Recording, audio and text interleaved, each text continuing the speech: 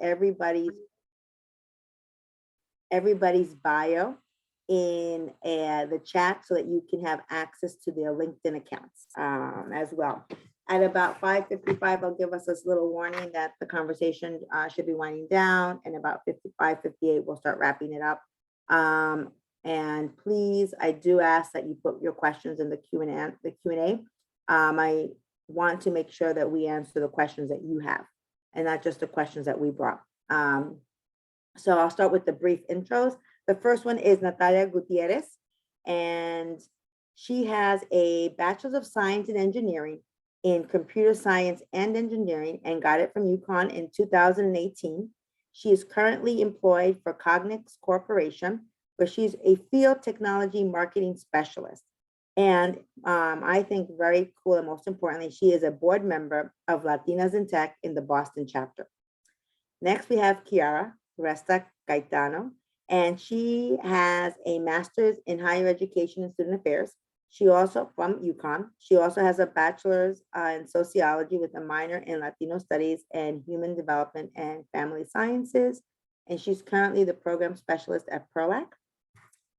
Then we have Laura David, who had a BA from UConn in sociology in 2019. And she's currently a second-year law student at UConn Law. Go Huskies. And then last but not least, Felicita Kuperwasser. She has two bachelors, and time, but the first one is a Bachelor's of Science in Physiology and Neurobiology. And then she has a Bachelor of Art in Latino and Latin American Studies. And she's currently a second-year med student at Harvard. And last year she was, again, I think really cool, the president of the Latino Medical Student Association. And so with that, I'm going to hand it over to Natalia so she can talk a little bit about her experience at UConn and herself. And then when she's done, I'll popcorn it over to Kiara. Hi, everyone. My name is Natalia, she, her, ella. I graduated from UConn in 2018 with my bachelor's in science and engineering in computer science and engineering. And while I was at UConn, I founded and I was the president of what was at that time called the Colombian Student Association, now renamed to Pod Colombia. I was also a student coordinator for METAS, the mentoring program run out of PROAC for first-generation students of Latinx background. I also was part of the Society of Hispanic Professional Engineers, SHEP, and I was also on the Engineering Student Leadership Council as their SHEP representative. And now I work at Cognex Corporation as a field technical marketing specialist. Cognex is a manufacturer of sensors, softwares, and systems for machine vision and industrial barcode reading in the industrial automation space, which is a very fancy way of saying that I make industrial barcode readers. And I work on the development, new product release, and product marketing landscape, specifically focused in European markets. And as Catherina mentioned, I'm also a board member for Latinas in Tech Boston. So actually, my work with COLSA and with METAS at UConn is what really introduced me to this interest I had in wanting to help expand and grow Latinx communities, especially in underrepresented fields like tech. So when I graduated college, I moved out to Boston for my job at Cognex, and I was really interested in going to that space. So I looked for opportunities, and I found that there was a starting chapter of Latinas in Tech, which is a national nonprofit organization with chapters across the country. And I've started building that Boston chapter with 2 other women here. So we're really excited about the work we're doing, just kind of expanding that Latinx community and what has been an industry that hasn't always catered to our community.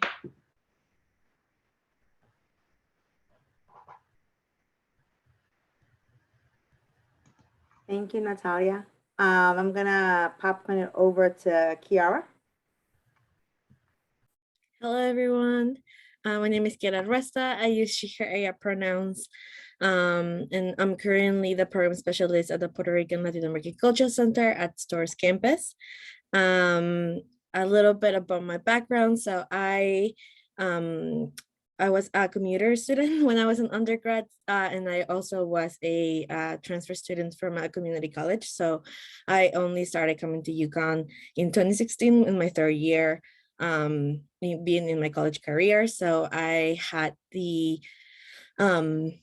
desire of going into medical school, but unfortunately, my interest laid in my work with some mentorship programs at UConn. So I was also a mentee and mentor in the Metas program. Natalia was coordinating that at the time where I was a mentor and mentee. And I also had been a mentee and a mentor in the UConn Connects program. And I was also part of the CLAS Student Leadership Board, and just making connections with my peers and being able to support students from my minoritized backgrounds really give me the, allow me to have some interest into the higher education field.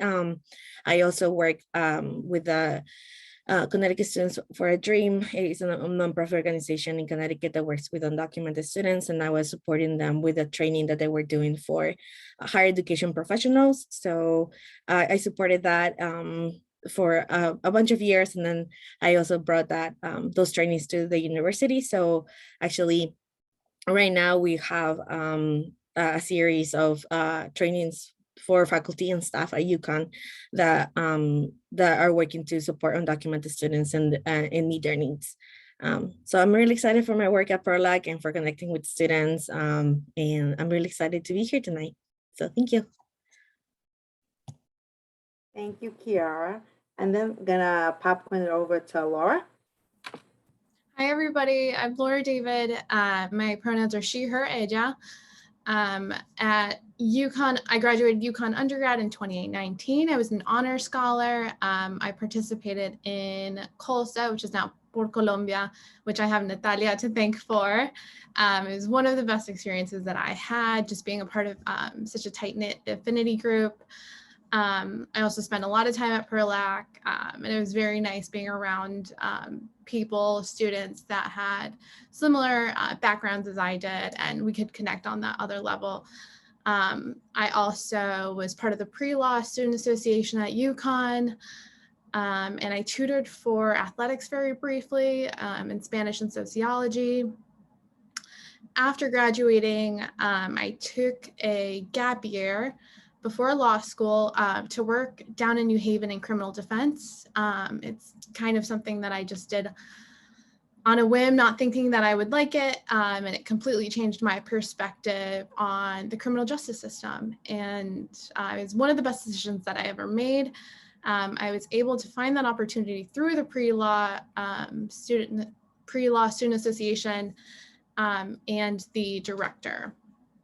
After that, I took my LSAT. Well, during my year, I took my LSAT, and I knew I wanted to go to UConn Law. I wanted to be a double Husky. And then I started in fall 2020. Now that I'm in law school, I participate in a lot of competitions. I think they're fun. I like to argue, so I just kind of stick to what I'm good at. I do a lot of mock trial negotiations and oral argument competitions, which I've enjoyed so far. At UConn Law, the community is a lot smaller, so there's not a little Por Colombia or COLSA group, unfortunately, but we do have the Latinx Law Students Association. I'm currently the secretary and events coordinator, and I hope to continue to be involved next year for my last year. And I am still working in criminal defense, just now in Hartford, and it's something that I hope to keep exploring. And I also have a fellowship with a law firm where I'm doing pro bono immigration work, which is something I've always been passionate about, being an immigrant from Colombia myself. So very happy to be here. Very happy to hear any questions that you may have. So thank you for this great event. Thank you. And last but not least, Felicita. Hi, my name is Felicita. I'm very excited to be on this panel with so many other amazing UConn grads. It's really cool to see UConn people doing big things. I graduated also in 2020. I had a BS in physiology neurobio, a BA in Latino Latin American studies. I got a psych minor. When I was at UConn, I was a mentee in Metas, and then I was a mentor the rest of the 3 years that I was there. And I really loved being a part of that. My junior year, I ended up starting the Central American Student Association, or CASA for short. And that was really nice too, because it was really cool to see how like everybody else had their affinity groups with people like from their region or from their country. And so it was nice to be able to find another group of Central American students. And then what else did I do when I was at UConn? I was in the honors program. I ended up doing like the legacy student leadership program, which was really cool. And I really loved being a TA. That was like one of my favorite things at UConn. I TA'd for biochemistry and I TA'd for the Introduction to Physiology and Anatomy course for 2 years. And it was a super, super fun experience being able to teach people, being able to tutor people on the side. I love watching people learn, and that's something that I'm really passionate about. I think I might also be interested in like medical education. And yeah, and then I was also a student researcher in like the Salomon lab for like behavioral neuropsych. And that was a really cool experience too. I don't really like rats. I don't think I would ever do something like that again, but it's important to push yourself out of your comfort zone. And then over the summers, I'm from Boston originally, so I would come back here and I did some internships. I did Harvard summer program in neonatology at Children's Hospital. And then I did some research in the OB-GYN department at Beth Israel.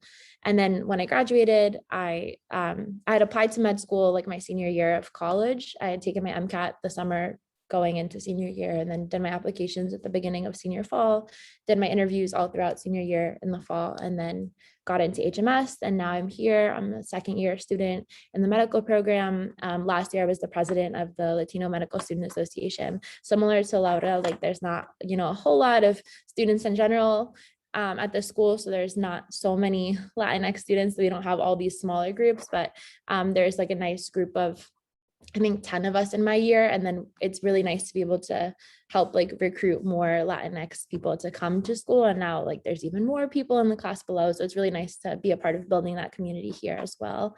And now I'm in my clinical year. So we do our rotation. So like the last 3 months I was on my surgical rotation. Right now I'm on my medicine rotation. So just like seeing patients every day. It's really cool to see like what my actual career will look like and trying to figure out where in medicine I want to go. And I work at Brigham Hospital now. So yeah, thank you. Thank you. I'm super excited about the wonderful panel. For all of the participants, attendees, you will get an email at the end with all of their LinkedIn profiles. So to be able to reach out if you need to or are compelled. But there were a couple of themes that I was writing down as I heard you talking. And one of the themes that came up was identity, the sense of background, Latinas, minoritized communities. And so the question I have to really begin to have this conversation is, has identity ever posed a challenge for you in getting where you are? And has it ever posed a strength? And here you can just chime in and let me know if you want to take the question on. And I pose it to all of you. I can jump in first here. So as a Latina in engineering, there aren't many of us. And by many, there's maybe no two. So definitely both at UConn and in, going into the corporate world after, I was one of very few. And I think originally I saw that as a difficulty just in the general imposter syndrome. Looking around, you don't see people like you. It makes you think, do I belong in this space? What do I really provide in this space? I'm working with primarily white men. So it can sometimes be tough. I'm also not too dauntingly tall. I'm 5 feet. So I think that also posed this kind of inferior complex. I wasn't like everyone. I wasn't, the color of everyone else. I had a name not like anyone else. So I think that did pose a lot of issues of imposter syndrome for me, especially immediately out of college. I had this fear, I'm just here for diversity. I'm just here because they needed a Latina here. There's nobody else like me. They just needed to fill some diversity quota. It's taken me a while, but 4 years into working life, I have finally started to feel that there is benefit to it, that I provided something that was different from everyone. It wasn't that I am here for diversity. I have a different experience. As child of immigrants, as a Latina, I have a different perspective that provides me a way to interact with customers, interact with other people at work in a way that's just unique. I think that is one of the hardest things, kind of trying to frame that idea of imposter syndrome differently and think of what is it providing for me if I speak Spanish when a lot of my coworkers don't. I can talk to customers around the world in a way a lot of my coworkers can't. I have this different experience that has really helped me at work. And I think part of it is just kind of trying to frame that differently, even if it is hard to sometimes be so different, but to think of it as there is a genuine, you being different means that they needed someone like you, and that is why they picked you. I think to piggyback onto what Natalia was saying, like this year I've really come into my own and felt more comfortable where I am. Like I have my little vapor rub badge on my ID. It says Sana Sana Colita de Rana on it. And all my patients who are Spanish speaking love it. I think like this past week, literally yesterday, there were 2 patients I admitted to the hospital who didn't speak English, only spoke Spanish. No one on my team speaks English. No one on my team spoke Spanish. And so I was the one to like interview the patients, talk to them about what's going on, and then like be translating for my team and figure out a treatment plan and like convey to them what was actually happening. And those interactions this year, like it's happened many, many times where I've been the only one in the room, the only one on the floor, the only one on the team who speaks Spanish, and not having to get an interpreter for my patients has been like for me, a really beautiful experience, and being able to connect with them, not just on a linguistic level, but also on a cultural level of like, oh, we're talking about diets. And I know the foods you're eating. Like I make those foods, I eat those foods. My family eats those foods. And so I've really seen, how much of an asset I can be and my cultural identity can be to teams and to patients, because it really provides a better level of care. And I think, at UConn, oftentimes I felt in these like huge STEM classes, most of which were a bunch of white people. I was like, what am I doing here? Am I only getting these interviews for med school because I'm Hispanic? Like people said that multiple times. They're like, oh, it's probably easier for you to apply because you're Hispanic. And I'm like, okay, well, thinking back on it at the time, that is how I felt. I was like, maybe they're right. But also I had the same scores as them, if not better. I had the same grades as them, if not better. Like, don't sell yourself short. I think it's easy to feel really lost sometimes at a big school like UConn, and especially once you transition to these spaces where there's not a lot of, Black and brown faces and people who share your culture. But I think I've been able to find a really good community, even at HMS, within the Latino Medical Student Association, and like having these patient encounters and patient experiences just kind of reaffirms, why I wanted to go into medicine, why I want to be a doctor, and why I belong here. Like, nobody else can fill that role. Obviously, there are multiple people who speak Spanish and do that, but some of you guys who are going to be applying to med school soon. So. Okay, I was gonna go off of the like imposter syndrome points. I'm on the same boat as Natalia. I don't know how tall the other panelists are, but I'm barely 5'2". And I used to take up so little space. I'd make myself small because, like everybody else on this panel, do I really belong here? Do I fit in? But no, just like Felicita, like it's taken me a while to kind of just like step into my shoes, but now I like to take up space, and I encourage you all to take up so much space because you belong here and you're smart, and you're just as smart, if not smarter, and you have so much more to bring to whichever profession that you choose to go into, just because of your background, because of what you know, because of your other languages. So I encourage you all to just take up space because you deserve it, and just own that space. Yeah, no, I'm in agreement with everyone in this space. I think that for me, what was more difficult was the financial support when I was in undergrad. So I feel comfortable in this space. I was undocumented for majority of my undergrad years. So not knowing what the uncertainty of my future would be was always a big challenge for me. Not knowing if I could even go into my next semester of school was also a challenge because of the financial support.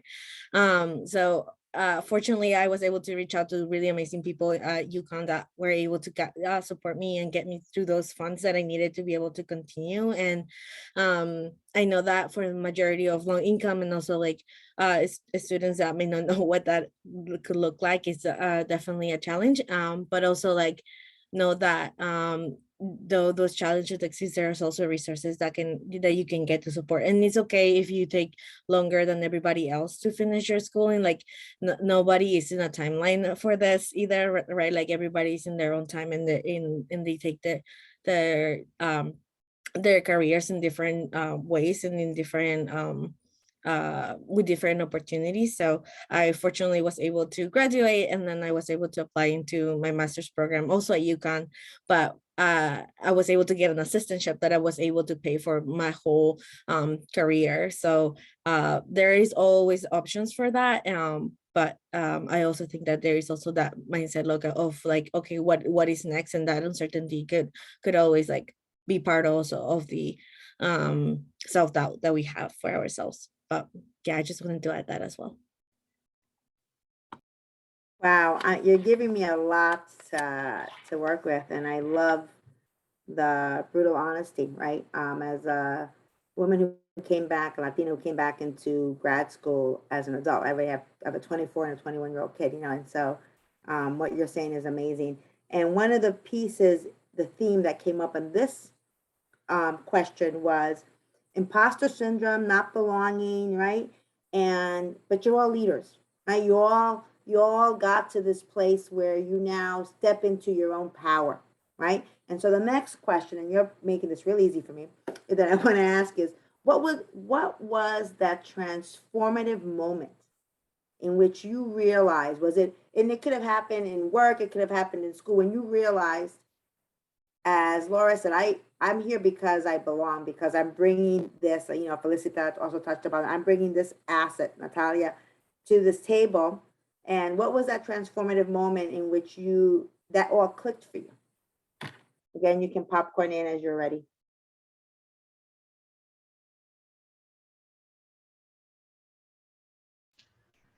I can jump in. I don't know that there was one moment, but I think day by day, as you interact with other people, as you see how other people work, as you grow in your career, you just start to realize nobody knows everything. So this fear coming in that you don't know enough, that people are going to figure out you don't know enough, that you're only here for diversity, just starts to settle a lot more as you grow more. And, you know, there reaches a point when people ask you questions and you do know the answer. And that little by little chips away at this fear that you don't belong anymore. Because you're like, wow, I do add something here. There is something that I'm adding. For me, it was working on a customer project that everyone thought would fail. And it still did fail. I think it's important to note it didn't succeed, but I ended up getting an award from our company for perseverance. And I was like, wow, that is what I add. I add this, I think as Latinos, we have a level of tenacity that isn't as common. You know, we have immigrated from different countries. We have struggled in a way other people haven't had to struggle, as Kiara was talking about. You know, people have dealt with immigration issues in a way that I think a lot of people in the US don't even have to think about. And I think that becomes ingrained in us and our work ethic in a way that maybe it isn't for other people. And so in that moment, I was like, wow, my parents, you know, having come here with $300 and teaching me I just couldn't fail, I just had to keep pushing and pushing and pushing, benefited this company somehow. And that is what I brought to the table.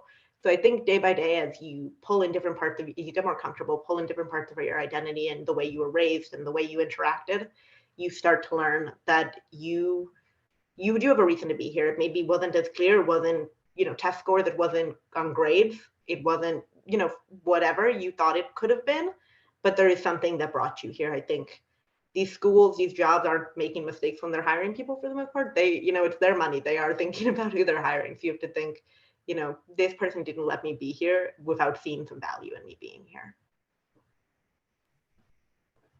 I think I can jump next. So for me, like Natalia said, like it wasn't a specific moment that I felt like everything clicked in, but it was multiple events in my life where like I mentioned earlier, like I wanted to go into medical school starting off from high school, but there was a lot of challenges that I faced, right? Like I graduated from my associate's degree, came to UConn, commuter, transfer student, didn't know the system of UConn and how going to medical school could look like for me, and also being undocumented, didn't know the uncertainty of that, what that could look for me. And so at UConn, I felt really like isolated and really didn't know what the resources were for me that I could be able to access. And I was very resourceful, so I asked everyone and anyone that could listen about like, what is it that I need, like tell me what to do. Some people didn't like just say like, oh, go here or refer me to other places, but then I was able to find people that really care about me and really wanted to hear my story. One of those people is Fanny, who is a director, now my supervisor at PERLAC.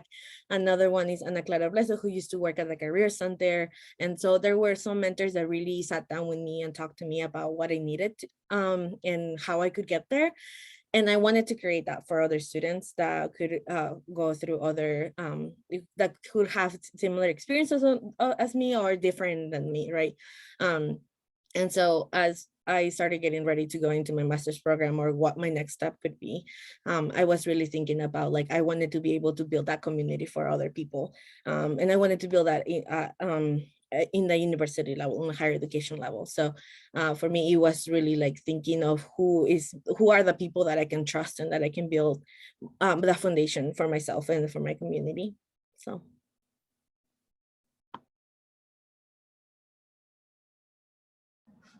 I would say for me, the honors program gave me a lot of confidence because I looked around and there weren't many people that looked like me. And I thought, I've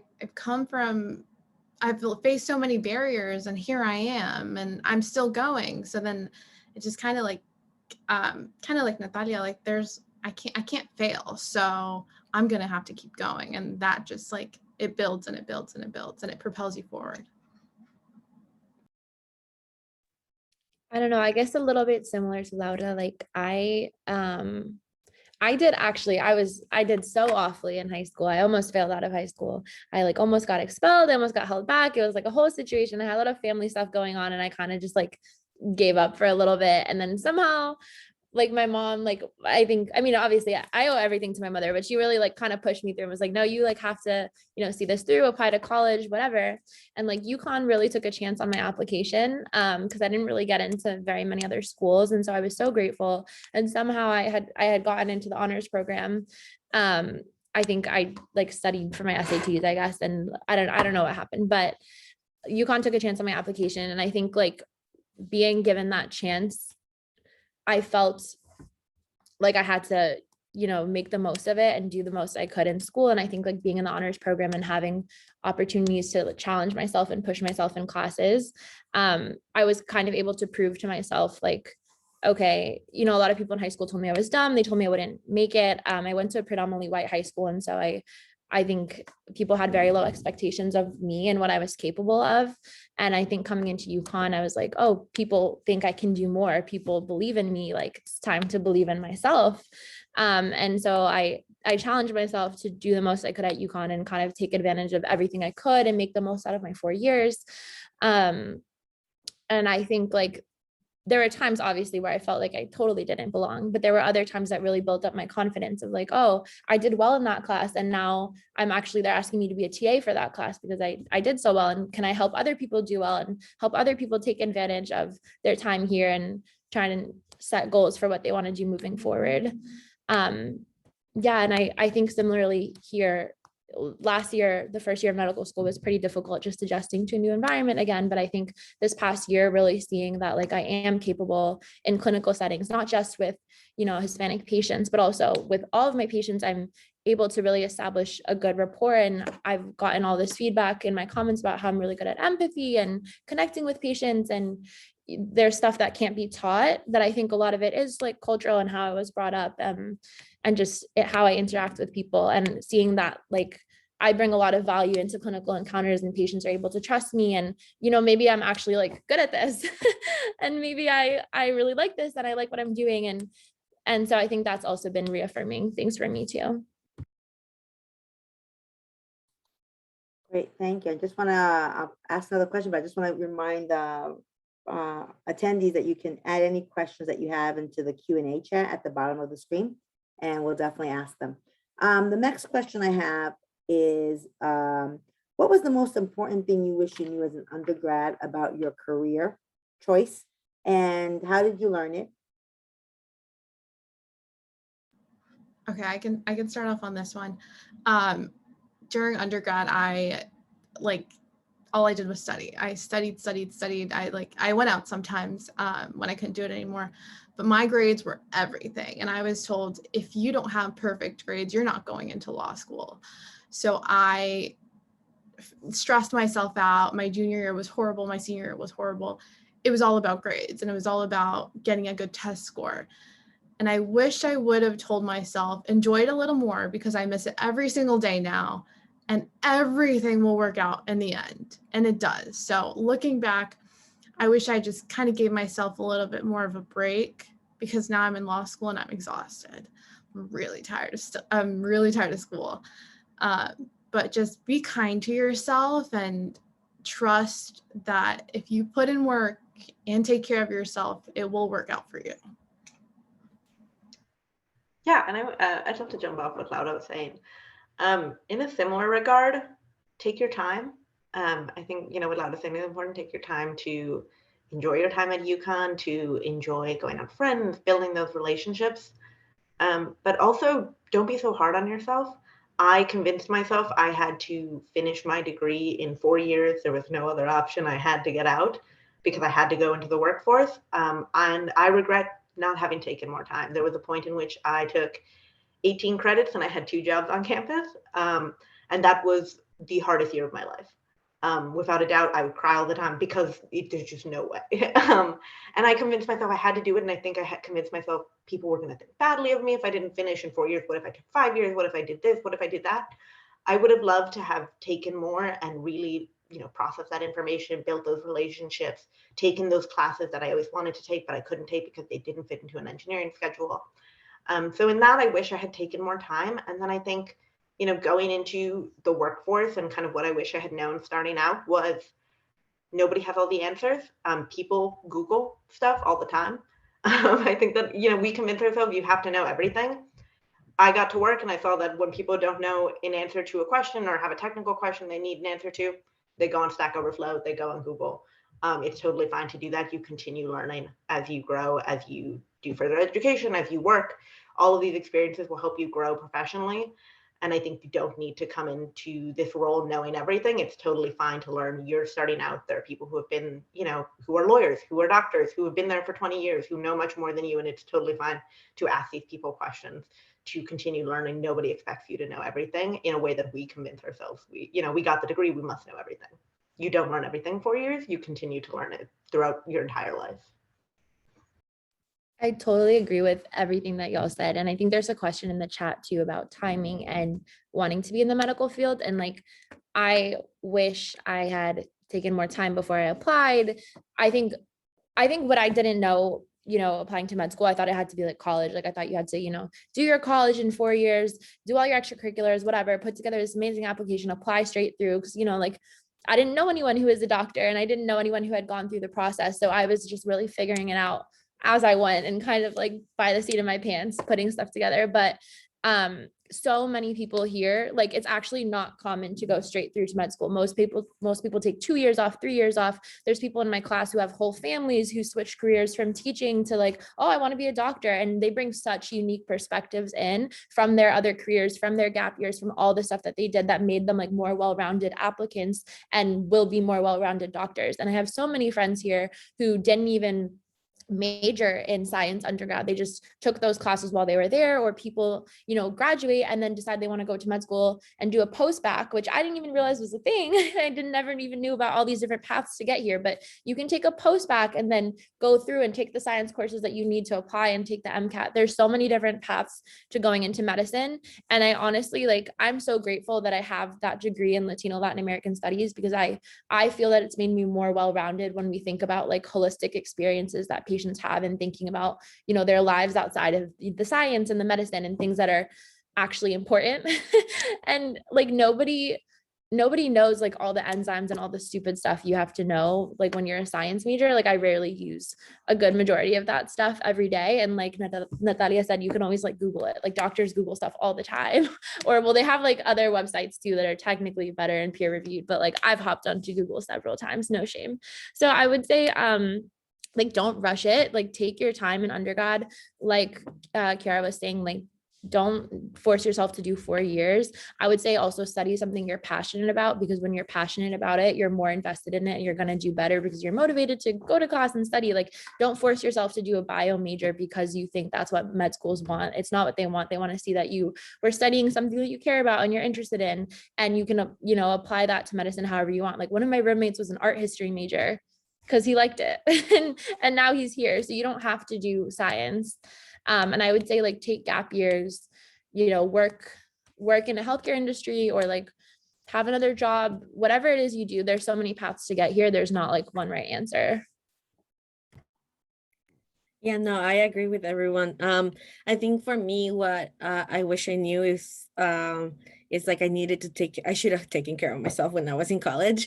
Grad school for me kind of like break me down to the point of like I didn't know where my mental health was, and I also did a year of grad school during COVID, so a lot of like that switch from going into in-person classes to the next week we had to be everything online definitely was like a really switch for me that I didn't know how much I needed that in-person interaction or that social interaction with my peers, but also with in my classes. And like I didn't know that how I would have done better if I was in person. But I think like in the 5 years I did my undergrad in 5 years, so in the 5 years that I was in undergrad I really also like Laura said, like just study. Like I knew that the only way that I could be successful is if I was able to get all my grades to be excellent. And unfortunately when I transferred to UConn and I wanted to do the organic chem and the advanced PNB classes, I did okay, but I definitely didn't do as well as I wish that I did, and that kind of also break me down mentally. So I had my last year of undergrad, I really started to understand what I needed to do to support myself and my mental health. And I continued that journey through my grad school experience, but like definitely like having a plan on how to do your own self-care, take care of your own needs, like eating, drinking water, and sleeping regularly. Like those things you need to build habits, because if you go into whatever career or whatever grad school that you're gonna go into next, if you don't have those habits, it is most likely that you are not going to be able to take care of yourself the way that you need to. So that's something I want to add. Again, thank you for the honest and amazing answers. But you touched on two topics, and I'm going to put both of them out there because both of them came up. Felicita touched about passion, right? And so, do you have any advice for someone who's trying to figure out their passion? Do they take a course that's not on their program list? So I think that's we'll chime in on that, but I also want, more importantly, to touch on that self-care, right? Because I think that it's hard enough to be the only one in a room sometimes, right? We've all had that experience, and we have pressure to, some of us are first gen, and we have pressure to do well. And so what do you do about self-care? What does self-care look like for you? And why is that important? And you can tackle either one, the passion one or the self-care one. Again, I'll pose it out there and you can chime in. I can jump in. So for me, these things kind of go hand in hand. I love my job. I love problem solving. I love technology. I think all of that is super interesting. But I try really hard not to let that be the only thing in my life, nor the only thing that defines me. Because I think like anything, whether you love your job or not, there's always the things you don't like about the jobs, the managers you don't like, the projects you don't want to do at that day. So I try really hard to have other things, which for me has been Latinas in tech. So in a way, Latinas in tech is almost both my passion and kind of a self-care thing. It is this thing I can dedicate all of the creativity and things that I can't necessarily use directly in my job into something that I genuinely care about, something that kind of adds another facet to my life, which is this interest in promoting diversity in tech, which is why I wanted to do things like this panel, which is why I've done other events, which is why I've worked with Latinas in tech, just to create that community and things that I don't have in my current job to kind of create. So I think as much as it's important to be very passionate about your job, it is also important to not let that be the only thing in your life and to find other things that fulfill those passions if you're not getting that satisfaction or whatever you want out of your role. There's so many ways to explore different things. For me, that was finding Latinas in tech.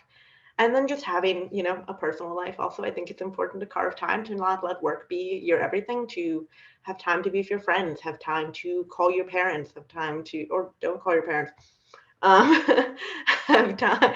Sometimes I don't want to call them. Have time to enjoy watching a movie. I think it's fine sometimes to say, it's 5 o'clock. I'm going to log off now and I'm going to focus on doing something that's for me, whether that's going out, whether that's staying in, whether that's reading a book. I think it's really important to not let yourself get too dragged into the drive and saying, I've got to do more, I've got to be better. At the end of the day, it's it's a job. And what's more important for me personally is my family, my friends, my loved ones, getting to spend time and do, for me, the job is to focus on my life. My life is not my job. I think like Kiara was saying earlier too, you like, at least I find for myself, I perform my best when I'm like happy and, not stressed out and burnt out and depressed. And there were times at UConn where I was like studying so hard and not even studying efficiently at that point because I was like just sad or whatever. And it took me so much longer. And I think sometimes, like Laura was saying as well, I would study for so long and not go out as much as I should have or wanted to. And I did go out, especially like senior year, things got a lot better, but I've tried to make it a point in med school to be way more balanced. And I think surrounding yourself with people who can help you like be the best version of yourself. Like I'm so blessed to live with 3 roommates who are also all med students with me and are also all my best friends. And we like study together on the weekends, but Fridays, no studying. That's like a rule that we have. We're like Friday nights, we're going to either, go out to a bar together or like have pizza night and wine night or whatever. Like we do something fun. We're going to unwind.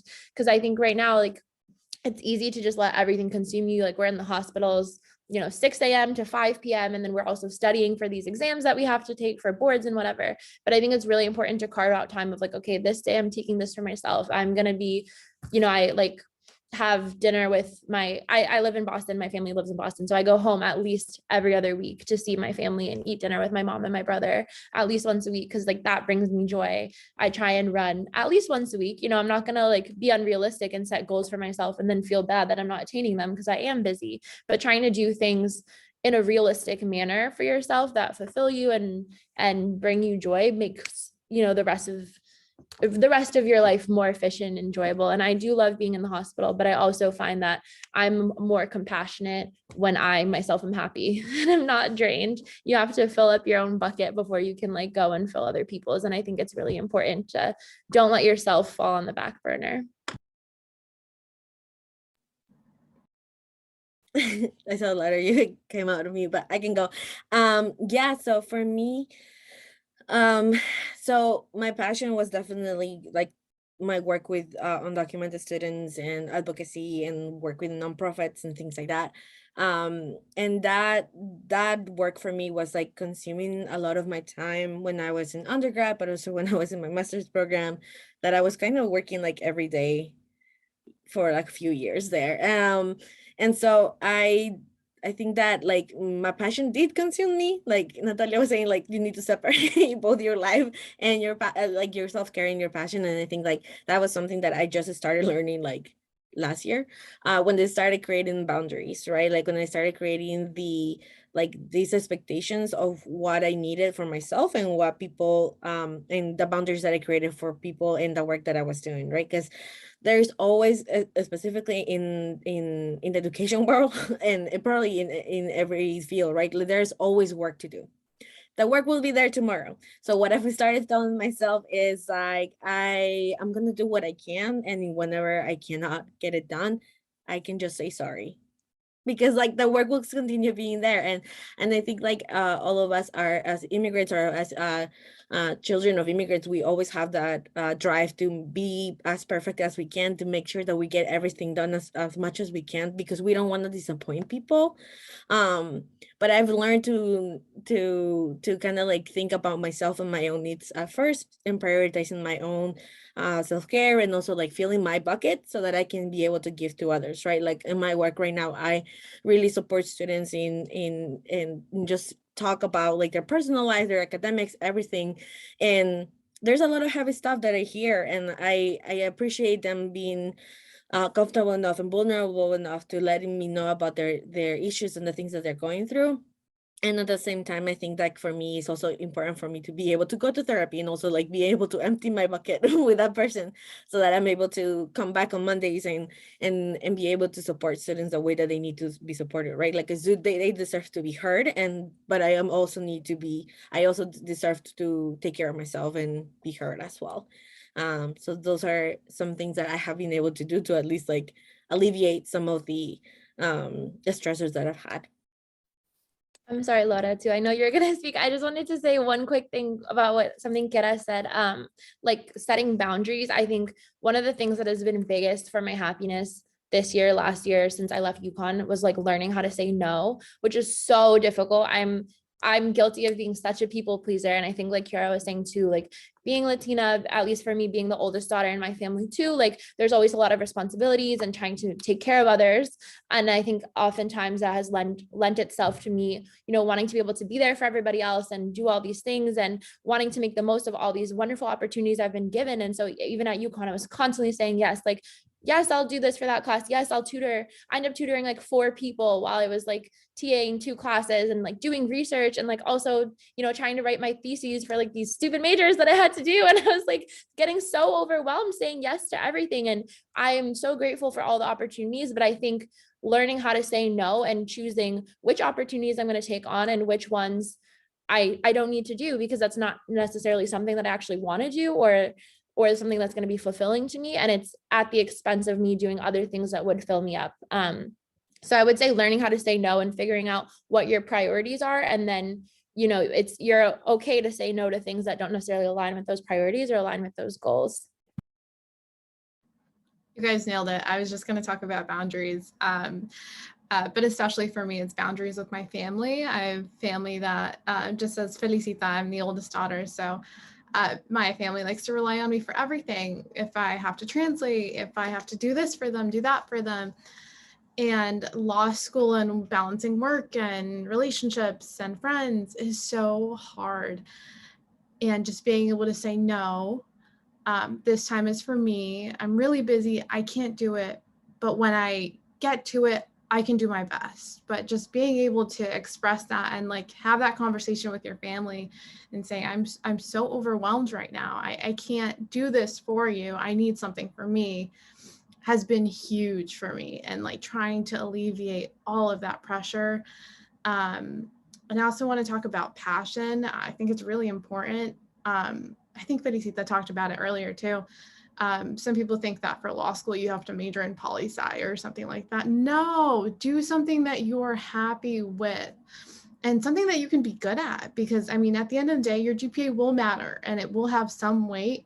But if you're enjoying your undergrad, pursuing a major, double major, minor that you love and that you enjoy, it's going to be such an easier road for you, I would say. And then choose a job or a career that you are passionate about and that you think you'll be happy with. And it's okay to maybe take some gap years, take as many as you need, but also it's okay to choose the wrong path and then have to correct it later, because so many people will have entire careers, families, and then they'll be like, oh wait, I want to go to law school or I want to go to med school. And that's totally okay. So just be kind to yourself. I think that's really important. Again, thank you. There's a question about, I guess, stigmas. And the way I'm reading the question is that two of the panelists are in STEM and 2 of the panelists are not in STEM. One's in law school, one's in higher education. But in our Latino communities, there's a stigma that you should be pre-med, you should be science major, you should be in STEM because we're the, and how do you balance, hey, have you experienced that stigma? Or do you see it as a stigma? Have you balanced it? And how does that play a role into your sense of financial security? I think, Laura, you touched on it by saying, if you do what you're happy and you study what you're happy, you're going to be passionate about it and you're going to do well in it. But I do want to make sure I get to the question that the student posed. I can go first. I think for me, so I think I mentioned a bunch of times I wanted to go into medical school and I didn't anymore after my 4th year. So my 2nd year at UConn, and I had to do 1 more year. And so when my parents came to the United States with me and my sisters, right, like they wanted to provide for us a better future than we could have found in Peru. So we're Peruvian. And for me, what that meant was that I have to excel in everything. My only role in this family is to be able to make my parents proud. And that meant going to medical school, or finding a job that was in that was in the medical field. So when I decided that I was not going to medical school, when I decided that I wanted to change my major to sociology, and do minors in Latina studies and human development and studies, I really felt like I was failing my family. I felt like I was failing their goals and their dreams. But I also started to learn that whatever I was doing it for myself and for my own well-being. And my parents were mad at me because they didn't know what that meant, or what I cannot even explain to them what my role is at the university, because in Peru the higher education system is not the same, so my role really doesn't exist in Peru. So being able to explain to them what I was going to do, that to be honest, like I wanted to go into a career that fulfilled me, but also that I wanted to do a career that was able to help other students that face challenges like myself.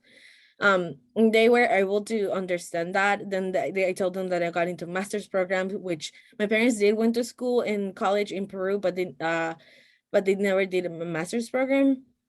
So when I was enter my master's program and then I graduated, they started to understand like that this career path was for me, and they saw how committed I was to finishing my master's program. Like Laura said earlier, like saying no to your parents. Like I was very strict with my parents when I was in my master's program. I told them like, I cannot talk to you right now.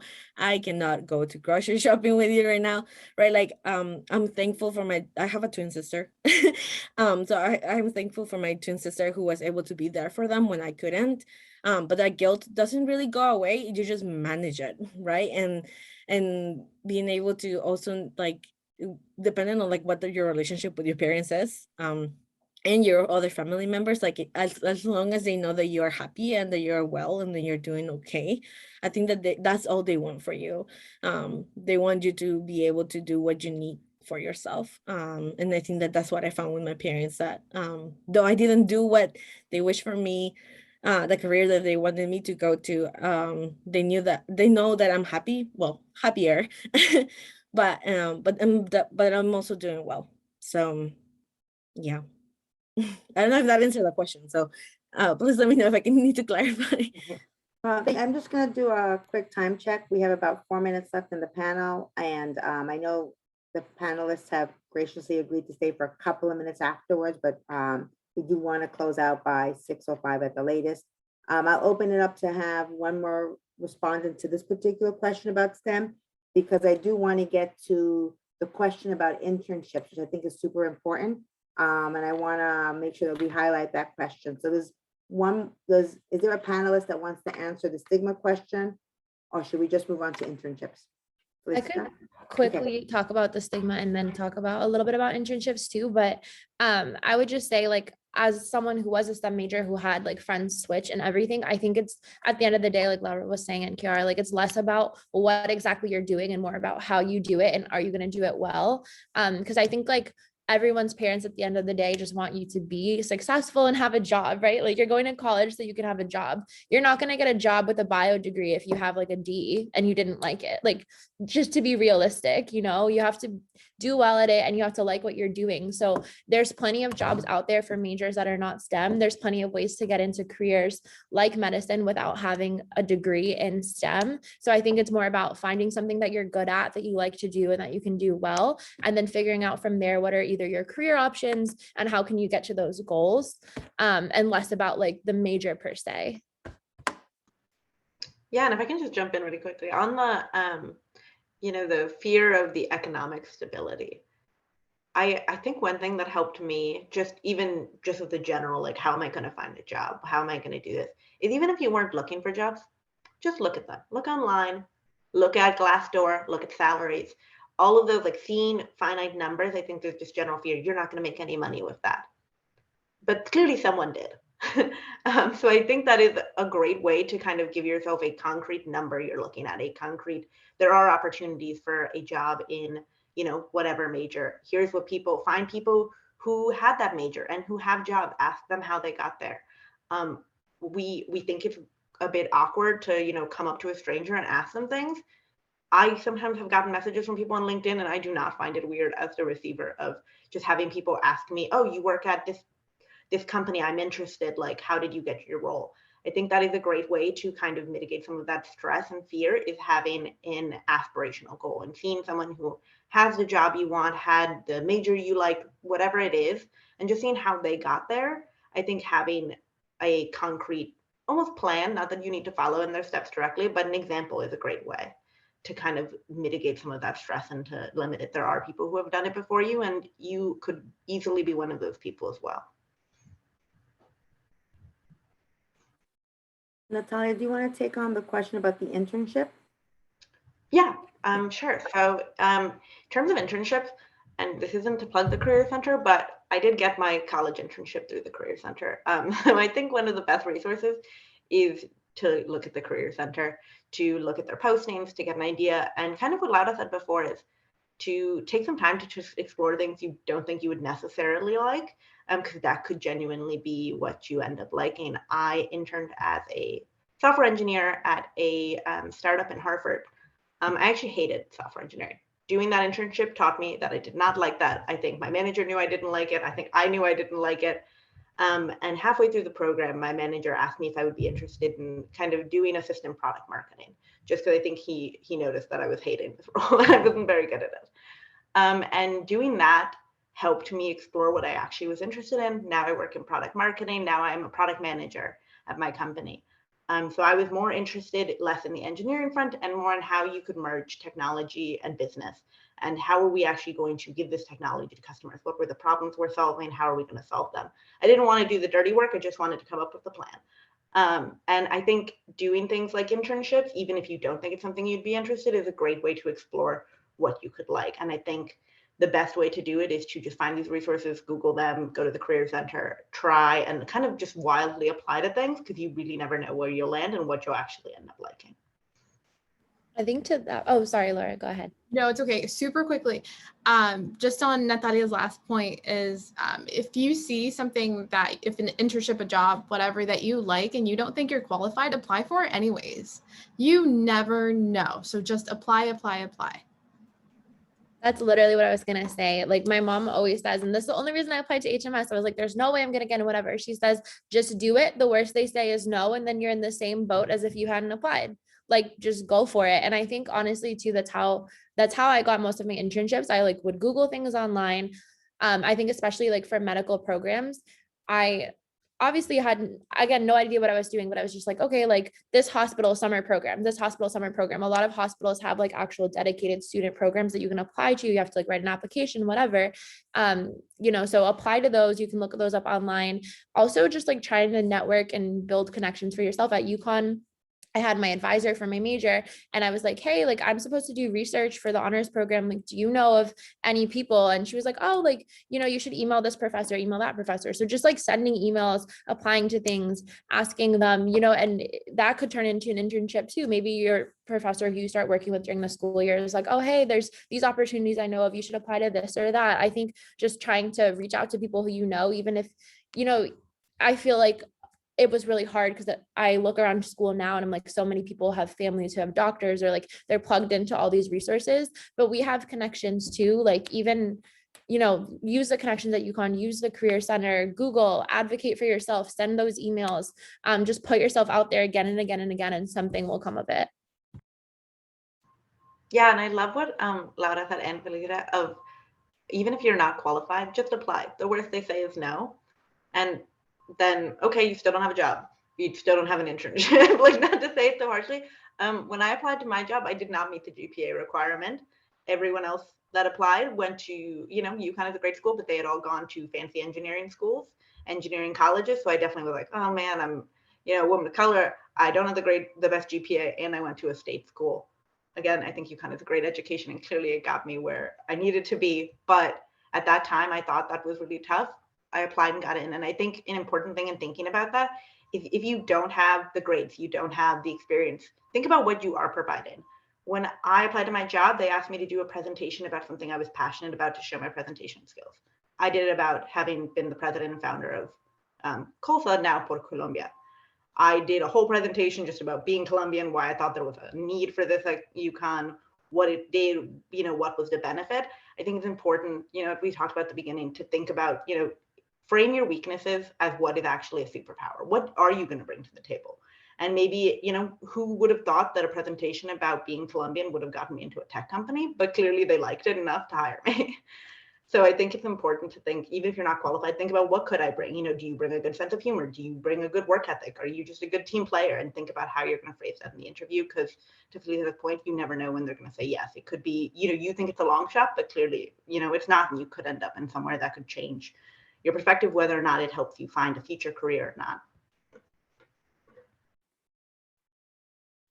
On that note, I'm going to close out the conversation. I don't like to call it panel. We had such a wonderful conversation. I want to thank each and every one of you for coming, being present, sharing, being vulnerable, letting the Latinx community know that their options and choices, being a contact. Thank you for an amazing afternoon. You filled my bucket today. I hope you filled other people's bucket as well, and that we filled your bucket as well. So thank you so much, and I'm going to close it out. You will be receiving an email with their LinkedIn information and follow-up information as well. So thank you again. Have a wonderful evening.